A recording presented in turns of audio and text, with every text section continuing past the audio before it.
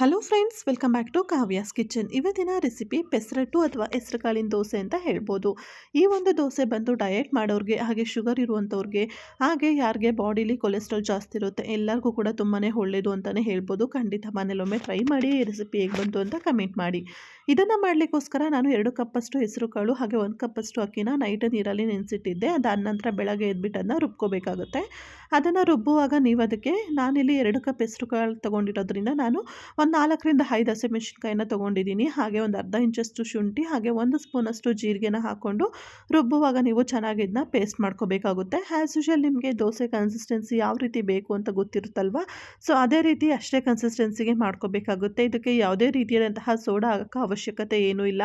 ನಾನು ಜಸ್ಟು ರುಬ್ಬಿದಾದಮೇಲೆ ಸ್ವಲ್ಪ ಉಪ್ಪನ್ನು ಹಾಕಿಬಿಟ್ಟು ಹಾಗೆ ನೀರು ಹಾಕಿ ದೋಸೆ ಕನ್ಸಿಸ್ಟೆನ್ಸಿ ಎಷ್ಟು ಬೇಕಲ್ಲ ಅಷ್ಟಕ್ಕೆ ಅಡ್ಜಸ್ಟ್ ಮಾಡ್ಕೊಳ್ತಾ ಇದ್ದೀನಿ. ಅದಾದ ನಂತರ ನಾನು ಇದಕ್ಕೆ ಕಾಂಬಿನೇಷನ್ ಆಗಿ ತೆಂಗಿನಕಾಯಿ ಚಟ್ನಿ ಮಾಡ್ಕೊಂಡಿದ್ದೆ. ಸೊ ರೆಸಿಪಿ ಎಲ್ರಿಗೂ ಯೂಶಲಿ ಗೊತ್ತಿರುತ್ತೆ ಅಂತ ಹೇಳಿ ಇವತ್ತಿನ ವೀಡಿಯೋದಲ್ಲಿ ಏನು ಶೇರ್ ಮಾಡ್ತಾ ಇಲ್ಲ. ತುಂಬಾ ಈಸಿಯಾಗಿ ಸಿಂಪಲ್ಲಾಗಿ ಸ್ವಲ್ಪ ಬ್ಯಾಟರು ಕನ್ಸಿಸ್ಟೆನ್ಸಿ ಅಡ್ಜಸ್ಟ್ ಆಗೋ ಅಷ್ಟರಲ್ಲಿ ನಾವು ಒಂದು 5 ನಿಮಿಷದಲ್ಲಿ ಆರಾಮಾಗಿ ತೆಂಗಿನಕಾಯಿ ಚಟ್ನಿ ಕೂಡ ಮಾಡ್ಕೊಳ್ಬೋದು. ಈ ಪೆಸರಟ್ಟಿನ ದೋಸೆ ಏನಿದೆ ಅಲ್ವಾ, ತುಂಬಾ ಟೇಸ್ಟಿಯಾಗಿರುತ್ತೆ.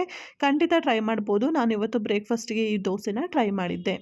ನೋಡ್ತಿದ್ದೀರಲ್ವ, ಬ್ಯಾಟರ್ ರೆಡಿ ಆದಮೇಲೆ ನಾನಿಲ್ಲಿ ನಾನ್ ಸ್ಟಿಕ್ ತವನ ಯೂಸ್ ಮಾಡಿದ್ದೀನಿ. ಬಿಕಾಸ್ ಮಾರ್ನಿಂಗ್ ಟೈಮ್ ಡ್ಯೂಟಿಗೆ ಹೋಗುವಾಗ ಅಷ್ಟೊಂದು ಟೈಮ್ ಇರೋದಿಲ್ಲ. ಹಾಗಾಗಿ ನಾನು ಬೇಗ ಆಗಿಬಿಡಲಿ ಅಂತ ಹೇಳಿ ನಾನ್ ಸ್ಟಿಕ್ನ ಯೂಸ್ ಮಾಡಿಕೊಂಡು ದೋಸೆನ ಹಾಕ್ಕೊಂಡಿದ್ದೀನಿ. ದೋಸೆ ಹೇಳಲ್ಲಪ್ಪ ಹಂಚಿಗೆ ಅಂಟ್ಕೊಂಡ್ಬಿಡುತ್ತೇನೋ ಹಾಗೆ ಈಗೇನೋ ಡೌಟ್ ಏನು ಬೇಡ. ಖಂಡಿತ ದೋಸೆ ತುಂಬಾ ಸಖತ್ತಾಗಿ ಟೇಸ್ಟಿಯಾಗಿ ಬಂದಿತ್ತು. ನೀವು ಕೂಡ ಟ್ರೈ ಮಾಡಿ.